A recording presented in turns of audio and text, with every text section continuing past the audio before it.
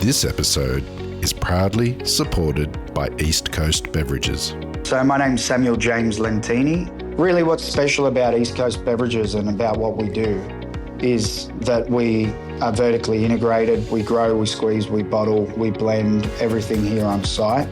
And not only that, I think what is really special is that all of the bars and restaurants and hospitality venues, they're able to come and visit our site. And once they come to our site, they see what our process is and they can actually see that the lemons, limes and oranges are all getting squeezed here, where we're not using a concentrate that comes from overseas. What is really special is that we invite people to come here. We have events here, and we're a family business, and we're able to really just work off the foundations that my grandfather built many years ago and continue a quality product range. For more information, go to eastcoastbeverages.com.au. That moment when you realise that you're accountable and you're responsible for the outcomes of the kitchen. And it's like the Matrix. Once you see it, you can't unsee it. So I love guiding people through that moment. This is the Deep in the Weeds podcast. I'm Anthony Huckstep. How do you step into a new role overseeing many venues that are already up and running, venues with systems in place, a certain culture and approach? What are the challenges in effecting change over such a big operation? Michael Smith is the executive chef of the Riverland Group, boasting 6 venues across Victoria. Michael, how are you? I'm good, Huck. Good. How are you? I'm really good. It's good to get you on the show. You are a busy man in a relatively new role. How are things at the moment? Yeah, good. I am pretty busy. Day to day is pretty busy. But no, I'd love to make time for this, and just want to say love the show, man. Well, we're honoured to have you on the show and look forward to diving into your career, because you've done all sorts of fascinating things. Tell us a little bit at the moment, though, about the Riverland Group. What venues are you looking after? What's the shape of it? So there's 7 venues amongst the Riverland Group. The flagship and first being the Riverland Bar down there on the Yarra River, just tucked underneath Federation Square. That was one of the first ones. So there's that. Then next door to that was Pilgrim for quite a few years.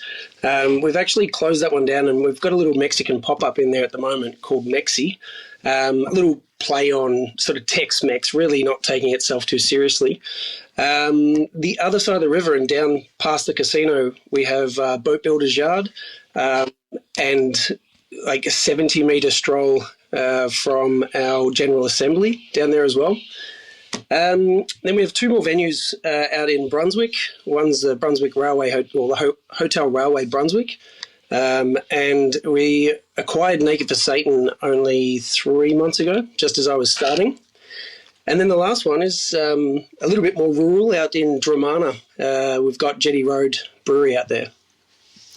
What's it like for you? I know you have amazing experience across the industry, but what's it like stepping into a role and taking on so many different venues? Is it a bit overwhelming? Look, it was a lot. This is, I suppose, my exposure into a role like this would be the first time at this sort of size. In my last role, I sort of moved into a group exec role, and then overseeing almost as many kitchens. But taking over this role, it was a lot at the start. I ran away, as I often do, before even having a job offer, and tried to work out all the things I would want to do, how I would go about them, and sort of structure out the first couple of months. But I've got to say, the guys at Riverland Group are a really switched on group of operators, and the intro into the business was really structured and spaced out and planned so that I would have the time I needed to get to know each business as well as each kitchen. And then I'm only now just over 3 months in, and I'm only now moving on to suppliers. So it's just got to take that structured approach. What's the scale of the operation? Like, how many chefs are you dealing with, and what's the day to day for you like overseeing so many venues? Yeah, I'm still getting into a bit of a groove with that. To be frank, we've obviously got a head chef in each space. So there's the 7 head chefs. Each place would have a number of sous chefs as well. So they're the really sort of direct staff that I deal with on a day-to-day, or at least twice a week. But I'm only now sort of getting into that structure where I've got specific days at specific venues, and working on specific tasks with each place, and sometimes that will be stepping around the head chef to jump in the kitchen and work on, say, the pizzas at Riverland. I've got those little passion projects that I try and squeeze in as well to keep my hands active. Yeah, what's it like in this role? Because you obviously built your career cooking in the kitchen, and this is not as hands-on. Is it a bit of a battle still, wanting to get your sort of hands dirty, so to speak? Look, I think I was ready for it. I'm fast approaching 50, and that shocks me every time I say it. But I think kitchens and restaurants are a young person's game. And I had the opportunity when I was at my previous job. I opened up Hubert Estate for the Ryan family, who owned the Prince Hotel in Ackland Street, along with Mitchelton Estate out near Nagambie, and Nagambie Brewery and Distillery. They had quite a portfolio of hospitality businesses. And I was able to expand my role there from overseeing Hubert Estate to encompassing the Prince Hotel in Ackland Street as well. And I think I had that opportunity probably less than a year into my role at Hubert, and I turned it down. I really wanted to get Hubert under control and sort of own it and make it my own. And I don't think then I was ready to sort of put the tools down as much. But that's, fast forward 3 years, and I think over that 3-year period of time, my love for the industry has changed, and not in a bad way, but more in honing my craft was all about cooking and that obsessive compulsive to get things perfect and right, day after day, and being reactional within the service of our industry. But over the last few years, I've moved into obviously more of a mentoring role with younger chefs that are at the top of their game as well. And I think it's one of the most difficult things to do, but also humbling is when you realize that, I remember the first time I hired someone that I actually thought could cook better than me. And that sounds so bad.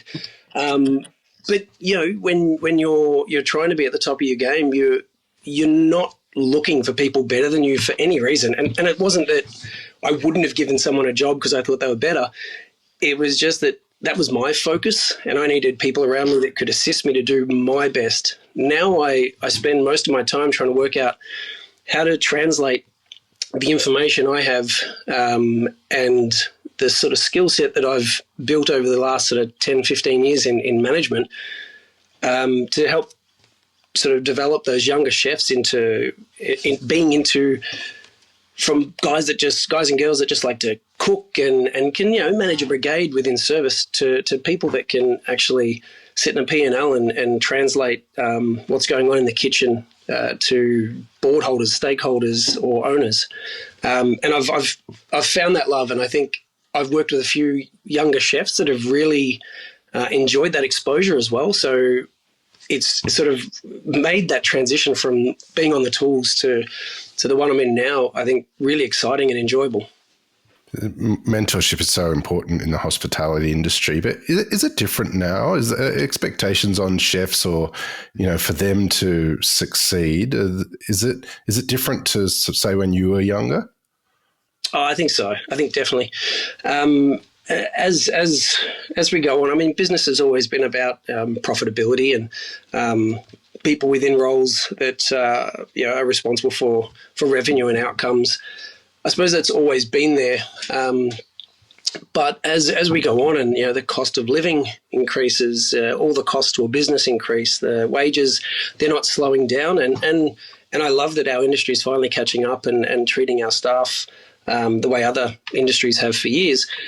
But all those costs come down to the business, and and unless we can hand some of them over to the customer, our job becomes harder and harder. Those 1%ers are actually a value of 10%, a 1% fix. So it's gotten a lot harder, and I suppose there's a certain percentage of chefs that will have that sort of mathematical and analytical understanding to be able to move forward in this industry and make sure that they're relevant in making a business profitable.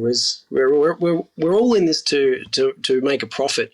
At the end of the day, no matter our love for it in the kitchen obviously comes from a different place, but so I'm not sure if I answered the question then, got a bit off track. No, I think that was a great answer. And I want to explore sort of where you want to take your team and Riverland Group sort of in the next couple of years shortly. But take us back to when you were young. Whereabouts did you grow up, and was food really important in your family?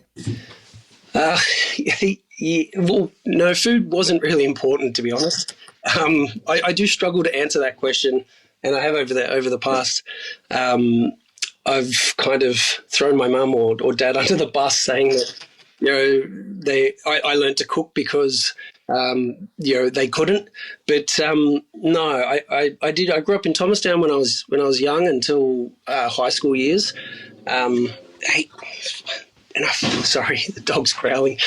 So I grew up in Thomastown in my younger years, and around that area. Quite that sort of ethnic mix of European and at the time. And I kind of loved being at their place on the weekend and sugo weekends or salami making weekends. So I had that exposure when I was, in my just before teenagers, I suppose, before teens. But aside from that, no, like my love for food, I think, has sort of developed over the years. And I said this just before that, it's sort of obsessive compulsive behaviors. I think if I if I diagnose half the industry or the kitchens that I've worked in, that sort of the business you find a lot of people sort of gravitate towards it are those guys and girls that may not be fantastic at high school and that ADHD brain. And so my love for food just came for that constant search to try and understand, what was being made, why it was being made, how it tastes. And then I suppose that sort of developed over the years. So when I was younger, no, food wasn't a massive thing. I grew up after Thomastown. We moved further out into a small town called Whittlesea, which isn't a small town anymore. But Whittlesea was where I sort of had my break into the industry, I suppose you could say. A young kid out there. We used to ride motorbikes and mountain bikes, and not come inside until the sun was down. And I had no interest really in, I suppose, school or anything else. And I ended up in a kitchen doing the 2-week, the 2-week school work experience program. And that was it. From that moment on, I was just cleaning dishes and peeling carrots and in a shitty country pub. But towards the end of the second week, I was taking things out of the fryer because I was kind of watching and can't keep my hands still. And following that, the guys there offered me a job, so I worked there part time while finishing high school. And it was there, I suppose, that that kicked off for me. And being in a kitchen, I think, was the more exciting part than food. That sort of adrenaline and buzz, and it goes for 2 or 3 hours. It was that sort of those moments that really sort of inspired me and excited me to keep doing that after I finished high school. Yeah. Amazing. Well, tell us about the early years in your career. What were the sort of really important venues and people that you worked with early on that helped you sort of start a path in the industry? Yeah, I think if we're thinking about just sort of the people that I worked with when I was younger, the ones that sort of come to mind straight away, definitely the chef that was at that hotel, that pub out in the country, was one of the first people that I was exposed to in the industry, and I think I was really lucky. He was a Sri Lankan chef. His name's VJ. He actually owns the Drums Cafe in Vic Market down there. They've just gone over, I think, 26 years or something in the industry in that space, in that little thing. He got like a mayor's award or honour for the 25 plus years of work down there. But VJ was this amazing. He is this amazing, caring, nurturing person, and he was just really, I suppose, a gentle way of getting into the business, and he showed me lots of things with cooking. But we're talking country pub where it was Palmers and roast nights and stuff like that. But it was more the care he took in training and nurturing staff to actually be okay in that industry, and I took a lot of that with me. And I don't think I really realised until quite a lot later that when I approach training people or guiding people through things that they haven't done before, that I would always prefer to be treated like that. So that's the way I sort of mentor staff as well. So yeah, VJ was a big influence in me when I was younger, but not so much around food, I'd say, which is no disrespect to him because he's a great chef as well.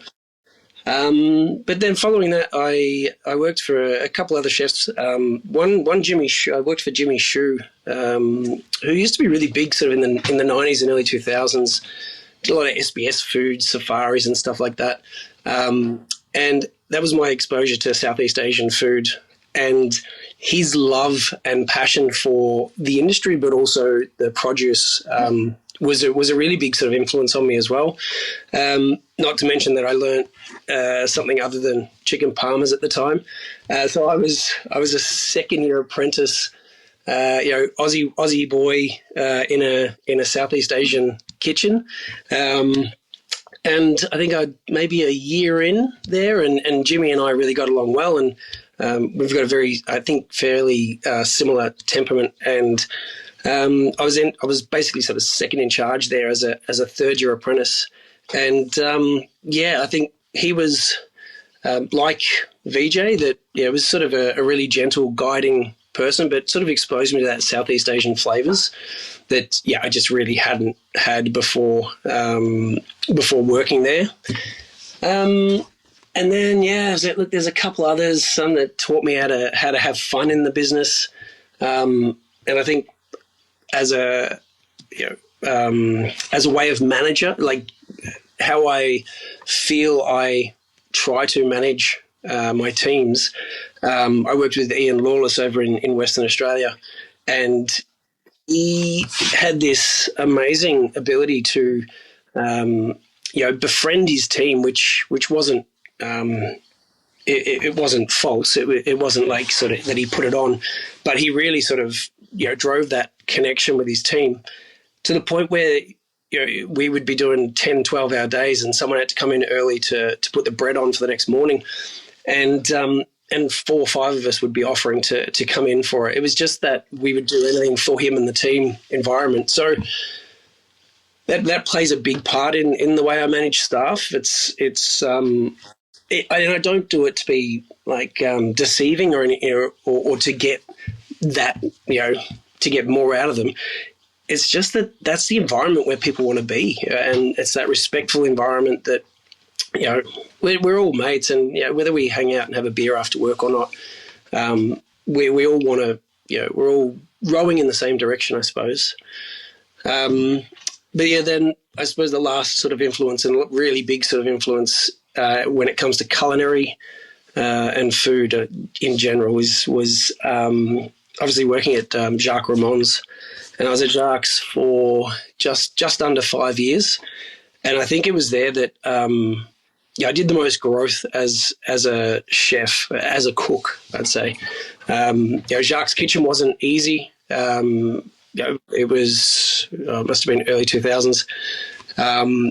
I'm not saying it was hard. Like, it wasn't, like you hear about over in the UK, where everyone's swearing and yelling at you all the time, and you're doing 18-hour days. But it was a difficult kitchen. The stress involved in a kitchen that's sitting at three hats, for as long as it did, you do feel that through the kitchen. And I do pride myself when I look back that when I got there, the kitchen was very strict and cold, and I took that sort of approach that I had when I was younger into building and sort of shaping the team. I took on that the role at Jacques as a sous chef initially, and that was when Jacques was in the kitchen quite a lot. And he only had two sous chefs. There was no head chef or anything above him, above us. And so I really had that hands-on approach with the team, built that sort of family environment, and softened, I suppose, the way the kitchen behaved. And I think, not pumping up my own tires, the food there was amazing before and after, and it had probably nothing to do with me exactly. It was always Jacques' food. We just executed it how he wanted. But the team there cooked better together. They were a team. They were bonded. The team I walked into was very, very different to the team I left 5 years later. And I think what I learnt there, developing my flavor, my taste buds, my flavor profile, my understanding of nuances in food and how we can highlight or accompany each other was, I couldn't have learnt that anywhere else. But the approach I applied in there was from my experiences prior to that with mentors and managers and chefs that were very, very different from Jacques. And I think in the end, Jacques and I were fairly friendly. In the end, he was a very strict chef, but in the end, him and I were side by side, and I would be running the kitchen for him. And it was I think in my last couple of years, he had a lot more time for his other businesses and his family, with the way that I was running it there. So, very, very long-winded answer. Sorry. I think those guys, they played massive parts in my early culinary food side of my career, I suppose. And then the only other there's one more person that I'd sort of talk to at this, with this question, I suppose, as well, was when I was at when I was at Hubert and I took over the Prince. I was reporting to our COO then, Reg, and Reg and I had, I think, probably one of the best relationships that I've had in the industry, by way of mutual respect, but also a real clear understanding of what our jobs were, and that we were there to challenge each other and work with each other and push to make the businesses everything that they could be.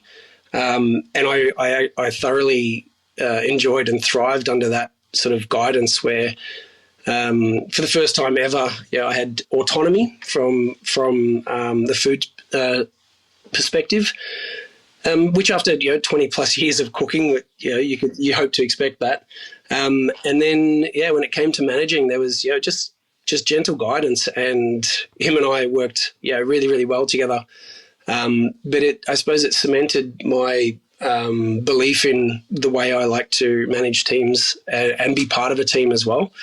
Those people are really big, had really big parts in how I like to hold myself in the kitchen or in businesses, essentially.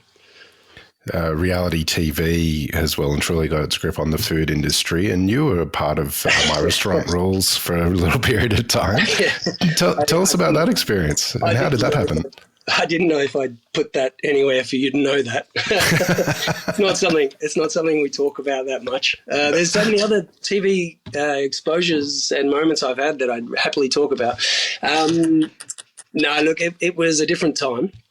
This was, I think I was a demi chef out in the Yarra Valley, and this was Ian Lawless, the the chef I was talking about from Western Australia, he'd secured the position as head chef of this new restaurant on this TV show that we weren't allowed to know anything about.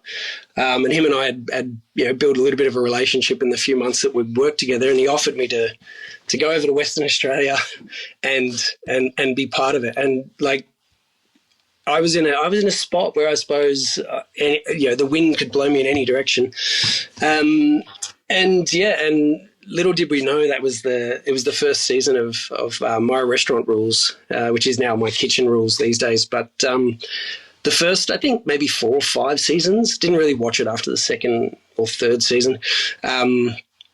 It was that the contestants actually had to open up a restaurant, like from scratch, signing leases. And I think Channel 10 at the time, I think it was 10, had secured the leases, but that was about it. It was a crazy experience. I think for many, many years, I've always said that it was the hardest I've ever worked. If I can rephrase that to, it was the hardest I'd ever worked on a grill, or in a day, maybe physical labour. It was insane. I think that TV show, cooking TV show thing really took off after or around that anyway. And we had lines around the block, like literally around the block, to our point where our maitre d' would be walking outside and sort of counting down the line to like 80 odd people, 90 people, and then they'd count the next ones and say, you guys are the second sitting, and then yell to the rest of the line that if they wanted to come back at 3 o'clock, we could try and squeeze them in before dinner. It was hectic, but and so surreal. Like, I think we were so busy that we sort of didn't really have time to notice that the cameras were there until they were there, and they were just sort of in your face when something went wrong, or they'd hear over the mics that, something's going on in the kitchen, and they'd come running out and cameras would be everywhere, and we're like, guys, we still really need to actually serve people here. So you can't take the grill chef away for 5 minutes and interview him about how he overcooked a steak. Like, it was very bizarre, but fun. You've had huge roles working on many other people's businesses, but there was a moment when you launched your own restaurant with a couple of other people. What was that experience like for you?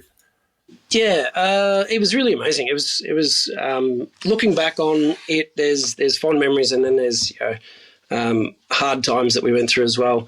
I was at Jacques, and a couple of mates were sort of fishing around trying to look for a space, and we were talking about it at night over a couple of beers, and it evolved into us looking into spaces pretty quickly and pretty exciting. I think at the time I'd been at Jacques for almost 5 years, and I thought, we're head chef at one of the best restaurants in Victoria for however long. Like, where do I go next? Maybe opening something on our own was next, and so we did, and we opened up a little place in North Fitzroy. Amazing times, building from scratch, which I would recommend to never do. The outlay, the spend, trying to get that back in the later years. It was a lot of money for us to spend on someone else's property, which I think was sort of in the end what brought us undone with our business and how long we were going to keep going at it for. But no, it was amazing, and that freedom. 3 young guys, all from the industry, and we were sort of just doing whatever we wanted. The food was sort of generally European, sort of more leaning towards Italian. A local market in North Fitzroy that we thought we caught or were able to catch.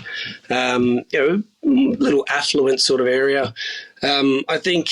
In looking back, though, outside of how much fun it was, and really sort of having that, biting your teeth into something and giving it a really good go, and getting some fantastic results as well.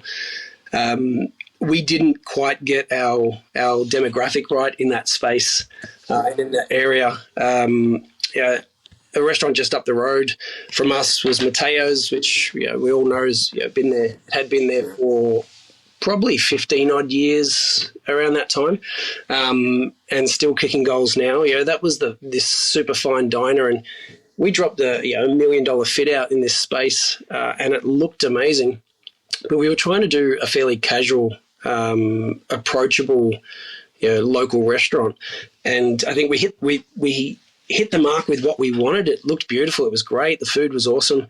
But the area sort of viewed it like that Mateo's, that high end and for special occasions, and not frequently enough for us as a small business that needed to fill the place on the weekends and be moderately full during the week. So it got to a point where it couldn't support all of us in the roles that we were playing and the money that we needed to take personally to our homes. So I ended up moving out and leaving the guys to it. They kept going for another year or so, and I think they've both moved on from that now as well. But it was an amazing experience, and lots and lots of things to learn from those moments when it's your money, but you got that exposure to, I suppose, the other side of business. Well, you might understand your results on a P&L, and know what your cogs and wages are, what it's like to own a business and all the other bits and pieces that go with it. It was quite the eye opener to it. Yeah. You've been a real permanent fixture in the evolution of Melbourne's dining scene over quite some time. And, you worked with Coda and Tonka and Mamacita's and Innocent Bystanders, all these amazing places. How much have you seen Melbourne change over the last sort of 2 decades? Oh, yeah. Big question. Loads. I think maybe when I was probably not old enough to realise, if I'm looking back now, when I started and where I started, I was probably not really exposed to what Melbourne was doing at the time. But once I sort of moved back from Western Australia and into the food scene, I really felt like Melbourne was flying forward and really starting to become a destination place for around the world when it comes to food. And I think, it went crazy from, maybe let's say the early 2000s, and Melbourne and Sydney would have been sort of leading that change and that drive, and the international, the exposure to international cuisines and restaurants via the internet or what's on TV. Now you've got Netflix and the chef tables, and it sort of just propelled us further and further forward. And if I'm looking at it now, I think Tassie sort of had that hit maybe 8 to 10 years ago, when they sort of really flourished over the last sort of 5 years and settled into being that, knowing what they are and what they want to do down there. I feel like Queensland's had a bit of a hit more recently. It definitely, I'm not saying that they weren't before, but there was this influx of foodie talk coming out of Queensland. I haven't been up to Queensland for quite some time. But I think, we went really fast, and I think maybe a few people really sort of nailed what they were doing.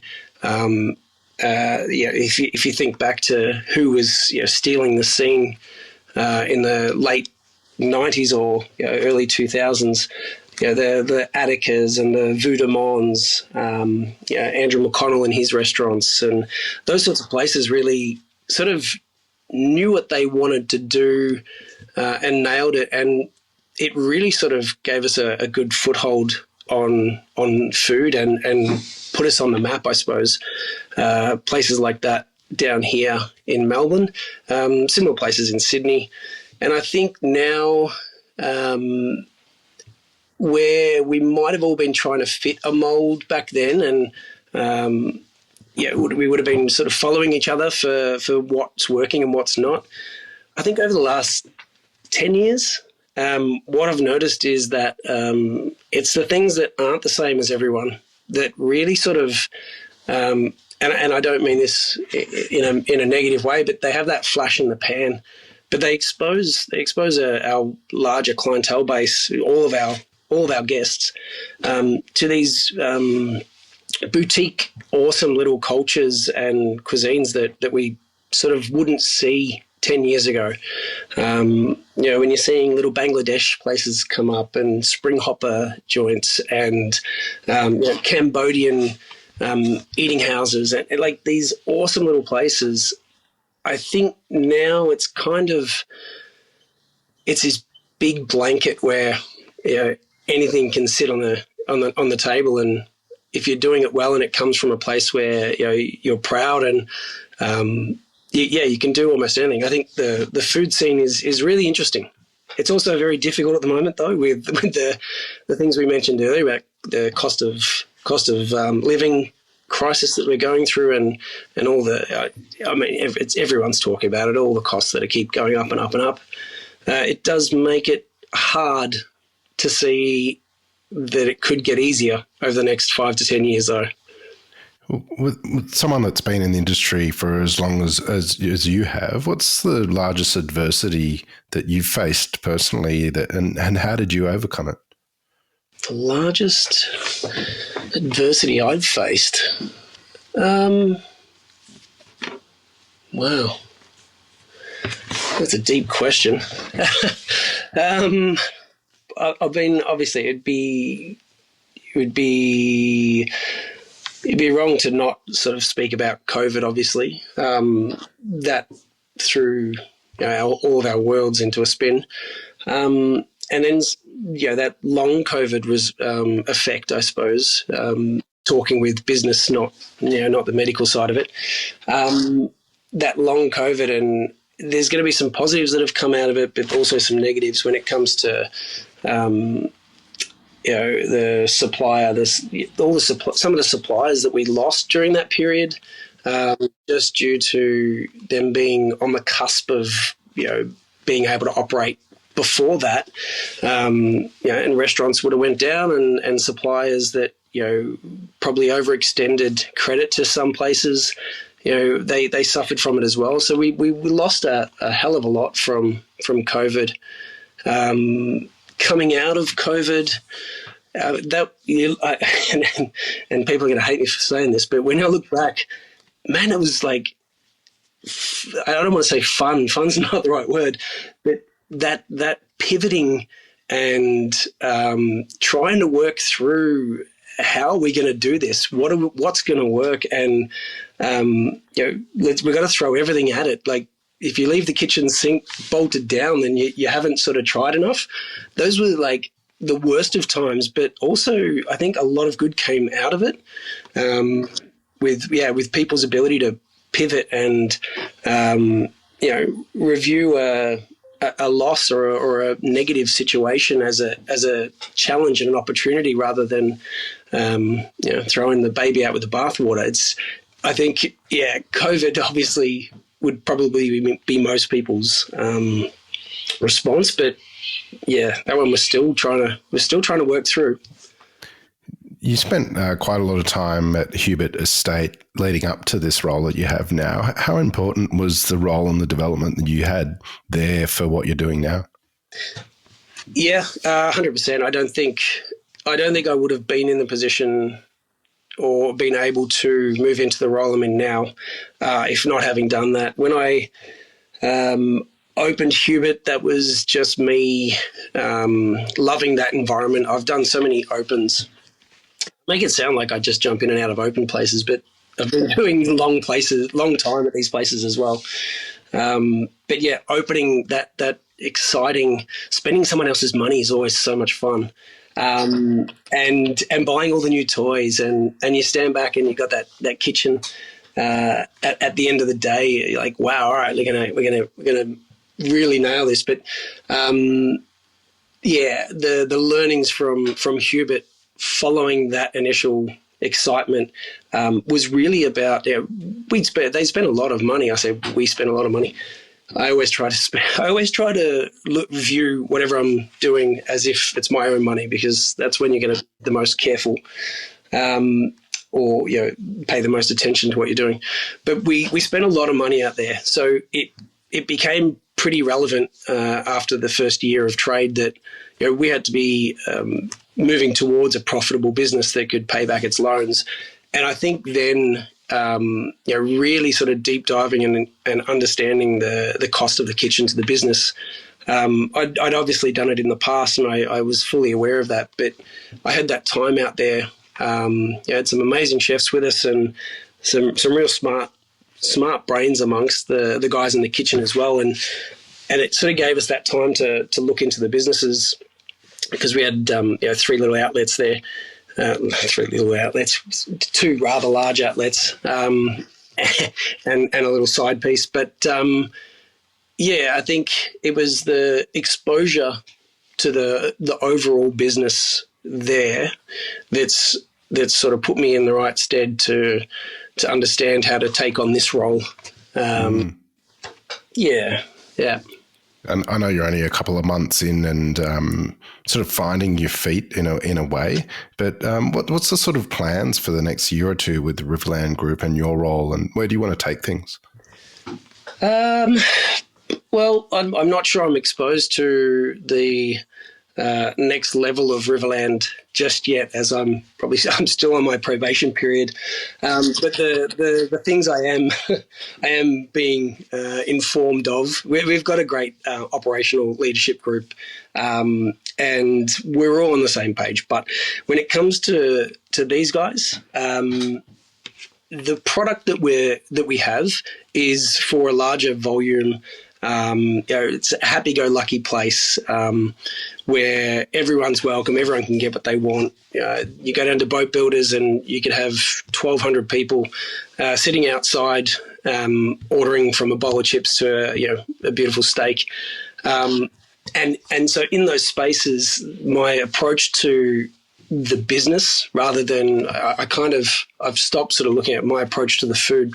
My approach to the business is more about how do I work with the chefs to have them in the right stead, that their business is doing well, that their product is consistent, that they're keeping an eye on the feedback from guests, that their margins are where they need to be, their training forecasts, the development of their chefs are where they need to be.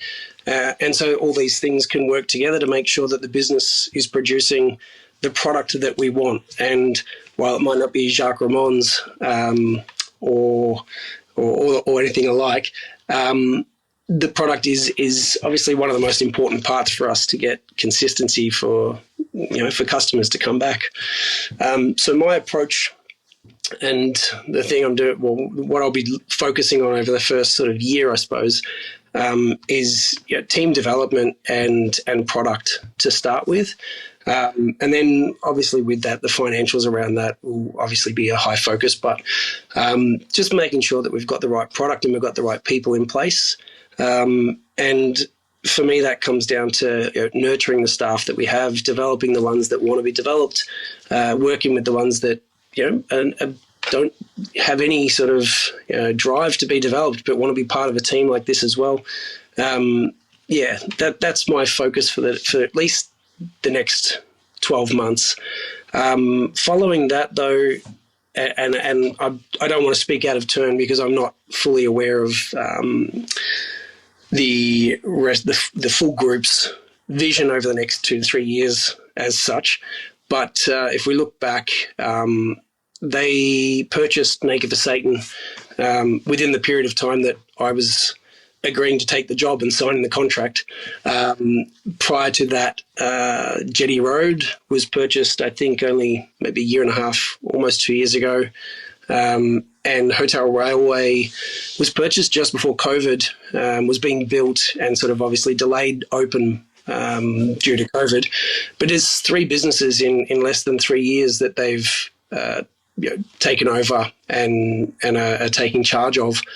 So the next year or two, could see a few more coming on board. So my unfounded response to that question is that, I really hope that they keep working in that fashion, and I've got a few more restaurants to help look after and mentor and drive teams to keep doing what we're doing. You mentioned that team development and mentoring is really important to your role. What sort of advice would you have for young chefs out there looking to really get a great career in food? I hear this question a lot on your podcast as well, and I hear all the responses, and I think yes, yeah, that one, oh yeah, that too. Don't be in a hurry. Don't be in a hurry to be a head chef, and learn your craft. Find someone that inspires you, and take what you can from them. All of those things, but I think what I used to say, and I suppose I come back to that as well, is if you love what you're doing, invest in it. Make sure you got comfy shoes, for crying out loud. Just something like that.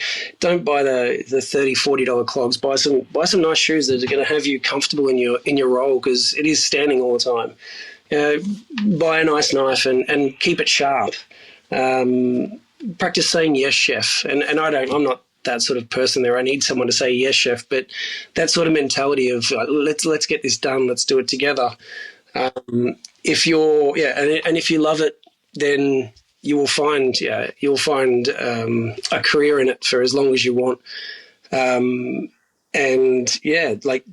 You've got to go into it with that mentality of you never stop learning, because even today I'm learning something as well. Well, it's very exciting to see where you'll take Riverland Group from here. What do you love about what you do? That's a hard one. I think I touched on there's so many aspects of my job, and I don't even like to call it a job. It's like I love it. I love what I do so much that I feel it saddens me to say this at the same time that it makes me feel so happy that I've found something that I love to do. I spend more time at work than I do with my family, and I think most people would say that and understand that comment is just what it is. But I love being at work, and I'm not saying I don't love being with my family, but for me, I think it's changed over the last few years. I used to love the adrenaline of the business, the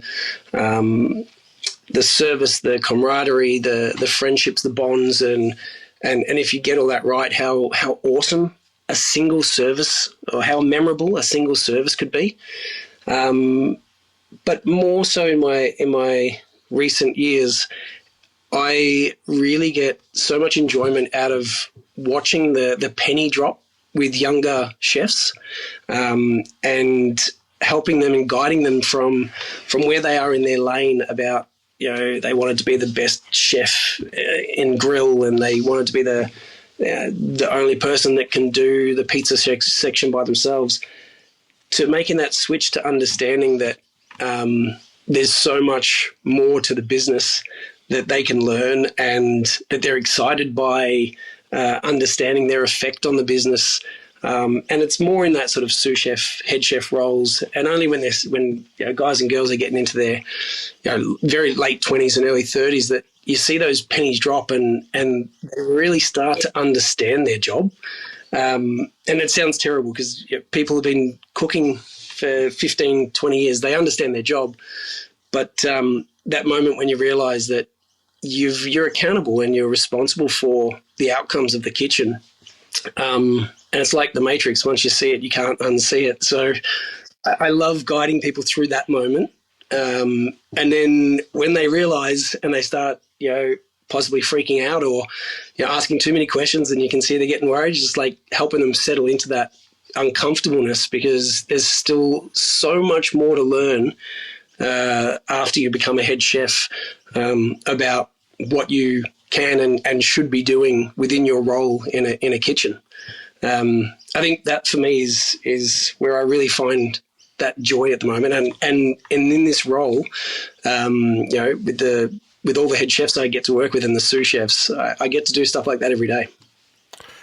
Well, Michael, what an absolute joy to have you on Deep in the Weeds today. Can't wait to see where you take things from here. So please keep in touch, and we'll catch up again soon. Yeah, will do. Thanks a lot, Huck. This is the Deep in the Weeds podcast. I'm Anthony Huckstep. Stay tuned as we take a deep dive into the lives of the incredible people who ply their trade in the food and hospitality sector. Special thanks to executive producer Rob Locke for making this all happen. Follow us on Instagram at Deep in the Weeds Podcast or email us at podcast@deepintheweeds.com.au. Thanks to executive producer Rob Locke for making this all happen. Stay safe and be well.